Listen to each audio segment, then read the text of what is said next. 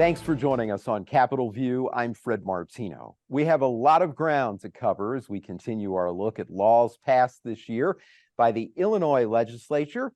Topping the show this week, I am so pleased to welcome Illinois State Senator Dale Fowler. Senator, thank you so much for being with us today. It's an honor to be with you. Thank you so much for having me. Honor to have you, Senator, and there's a whole lot to talk about, so I'm going to go right into it.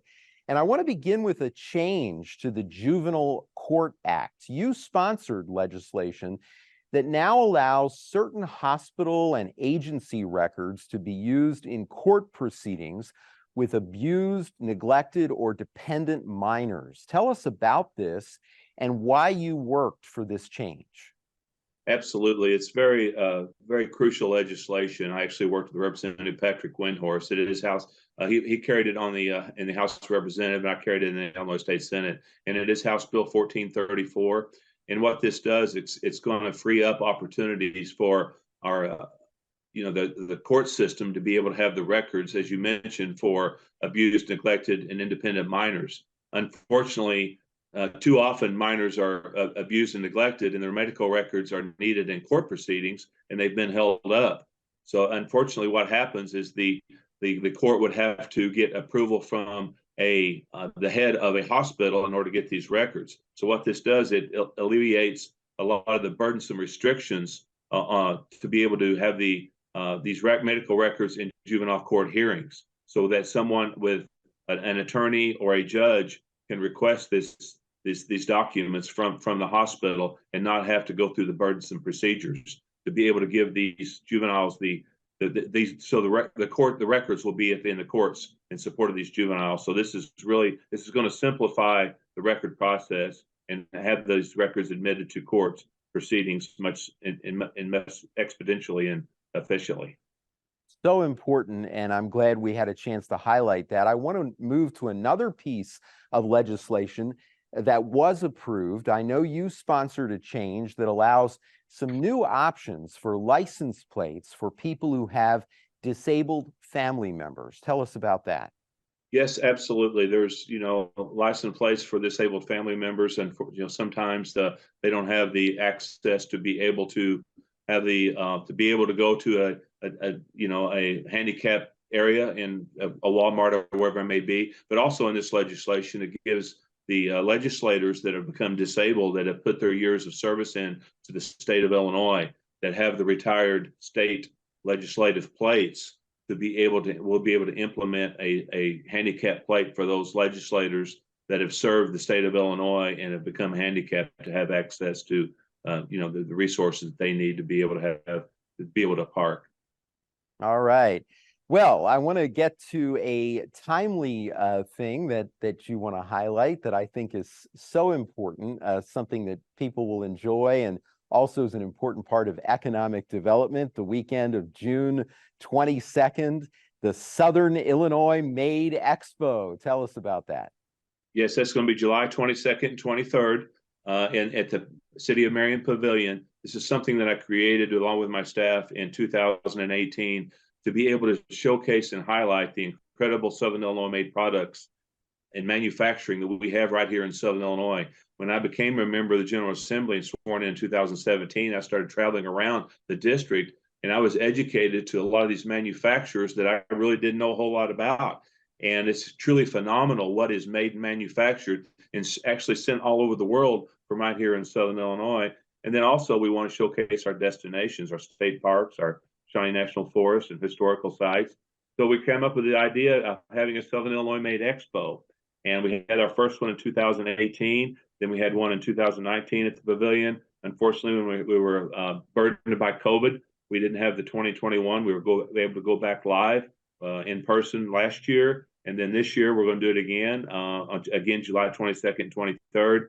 And it's truly phenomenal to be able to bring all these companies and manufacturers under one roof. And some of the correspondence that we get back from the thousands of people that attend is that, well, we didn't know this was made and manufactured here in Southern Illinois. And it also gives our manufacturers an opportunity to network with each other. There's been a lot of major contracts, worldwide contracts established from the expo, and it's just been truly phenomenal. It's been a grand slam, and we'll have 3 or 4,000 people that will come through the pavilion. It's 10 to 4 on Saturday and Sunday, again, July 22nd, 23rd. But also, it also has a purpose. All the proceeds, 100% of the proceeds, has always gone to a veterans organization. The first few years of the expo, it's gone to Honor Flight of Southern Illinois and Operation Honor Guard. And then this year, I found out about the need to enclose the arena at Giant City Stables for our veterans equine therapeutic services, because what happens is the arena is not enclosed. Therefore, they have to suspend their program during inclement weather.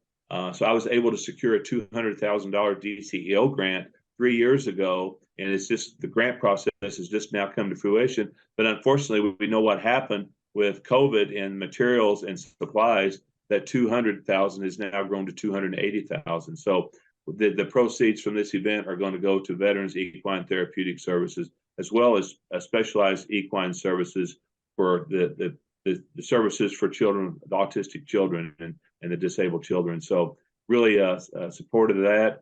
We have incredible sponsors. We're going to be taking donations at the door. And a caveat too to this, it's going to be phenomenal, is we're going to be it's going to have a theme called Christmas in July. So all these vendors are going to have their Christmas packages and gift sets set up where you can do your Christmas shopping in July with all these vendors. There's going to be over 100 vendors there. And then the first 200 people that attend on Saturday and Sunday are going to get a free Southern Illinois made manufactured product. All right. Very interesting. Thank you for previewing that for us. I'm sure a lot of folks will enjoy getting ready for the holidays, especially as hot as it is outside. They'll enjoy thinking about cooler weather too. Well, we're going to get to an issue affecting the entire state in just a moment. We're going to talk about higher education at length. But before we do that, I do want to have you touch briefly on a couple of other economic development issues in Southern Illinois. And these are port projects in Old Shawneetown and Cairo. And you have one other piece of legislation in Cairo that I know you wanted to highlight quickly. Absolutely. Yes, the Cairo Port project, there's 40 million. It's a public-private partnership. It was announced by the governor in the FY19 Capitol bill, $40 million of public funds going into that. And there's scheduled over $200 million of private funds. It's been a slow process because it is a new construction with new permitting. It is still flowing. A lot of people ask about it. It's one of the number one things that people talk about in Southern Illinois. And the governor's always stated this could be one of the biggest economic development projects that Southern Illinois has seen in over 100 years. So it's exciting, but it does still have momentum. Then, as you mentioned, in Old Shawneetown, there's also a port being constructed there. It's actually a former coal loading dock in Old Shawneetown on the Ohio River there, and it's going to be a conversion to offload, fertilize, and containers there as well.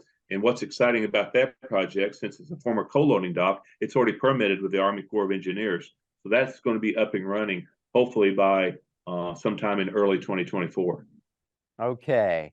Well, we're going to move on now to higher education. In June, you were at an event with Governor Pritzker at Southern Illinois University, Carbondale.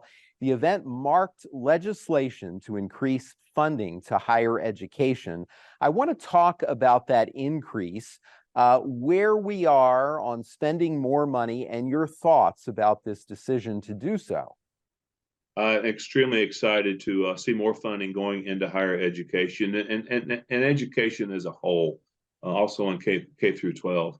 But it's incredibly important that we continue to fund, especially with MAP grants, the increase of funding in MAP grants as well. And also, I was honored to have been selected this last legislative session as the co-chair of the Higher Education Committee. It shows that we can work together in a bipartisan manner. It's the first time in many, many decades that there's been a co-chair of both the majority and minority party co-chairing a committee.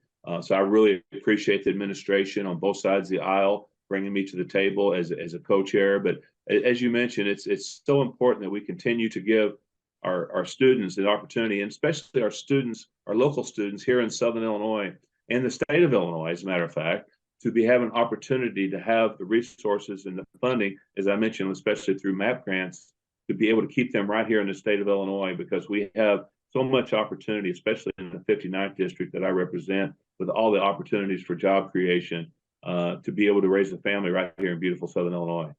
All right. Well, as a point of disclosure, WSIU is licensed, of course, by Southern Illinois University. We should say that during the event at SIU Carbondale, you noted, I thought this was very interesting, when you polled members of your student advisory council, more of those members were choosing SIU. Tell me why you think that is and what can be done, in your view, to continue that momentum. A great point. Thank you for mentioning that. Yes, my student advisory council has been phenomenal. I bring in about 100 students throughout the district, juniors and seniors. And when I had my very first student advisory council in 2017, I would poll the students, how many are planning on going to college? And I'd get a raise of hands. And then I would ask, how many are planning on going to Southern Illinois University? And then I was getting maybe a hand, some snarks, some kind of chuckles. And now it's incredible. Actually, I had one of my local high schools that had 10 students at my student advisory council, and 8 of those 10 are now going to SIU. I think it's a kudos to the administration for their aggressive efforts.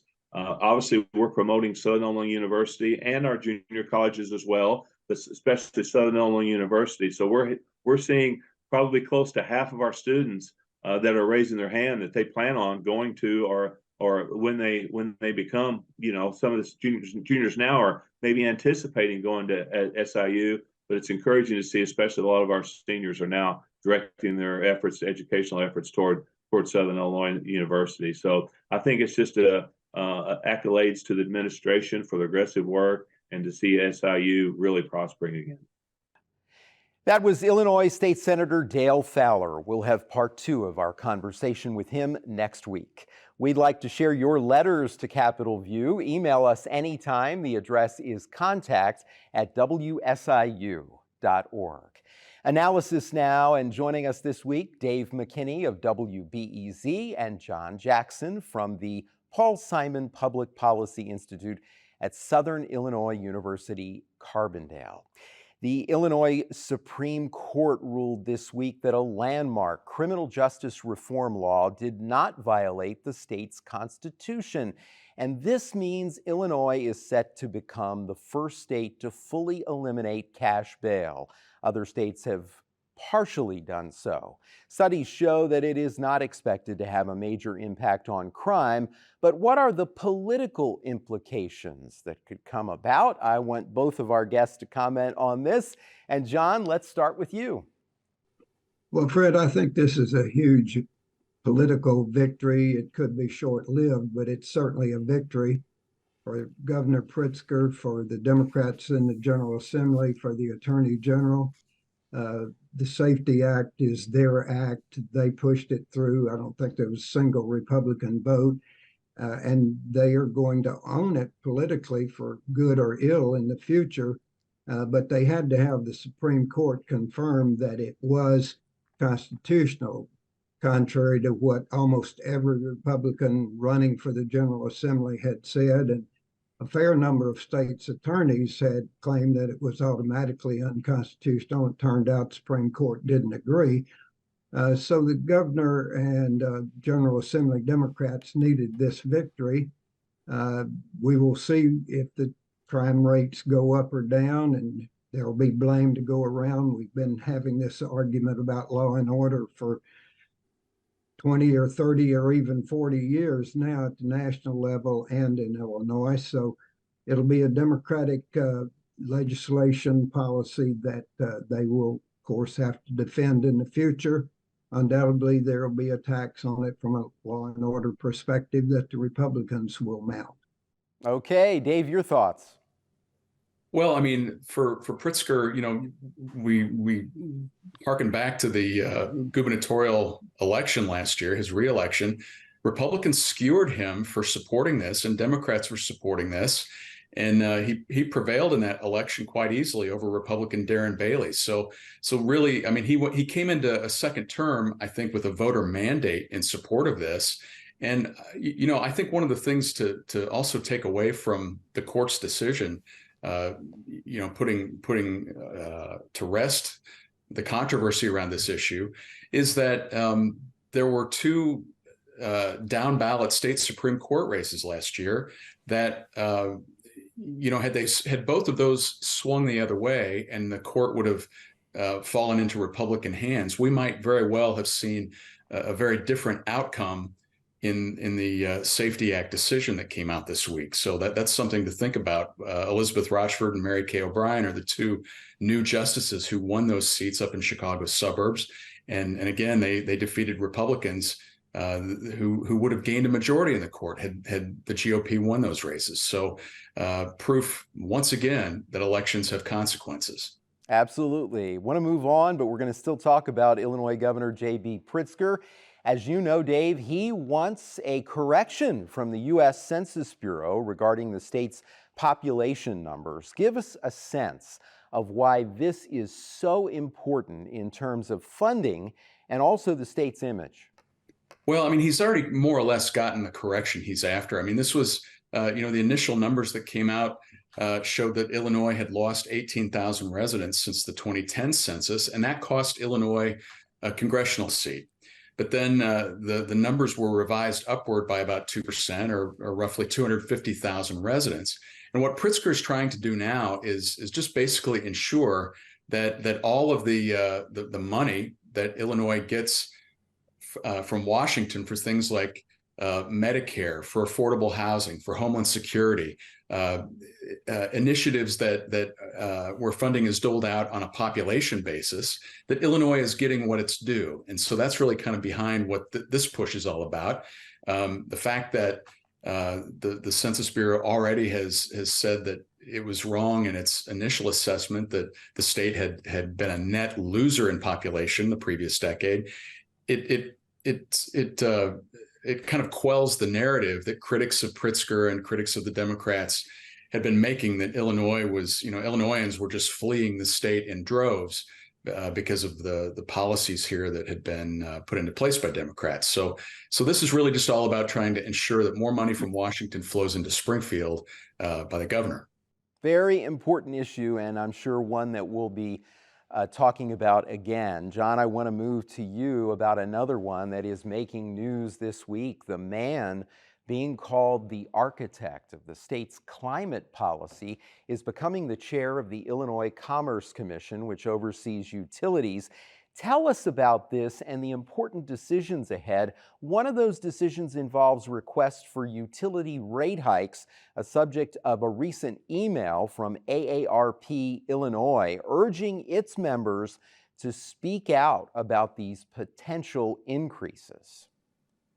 Well, this means that those who are concerned about long-term climate change or extremes in weather, which we all know something about up close and personal, will have a friend and a strong advocate in this important position. Most people don't really recognize the Illinois Commerce Commission, but it's terribly important, particularly in terms of the electric grid and rates for utilities, and the drive for more environmentally friendly sources of energy, such as solar and wind, and even now nuclear energy coming back again will continue.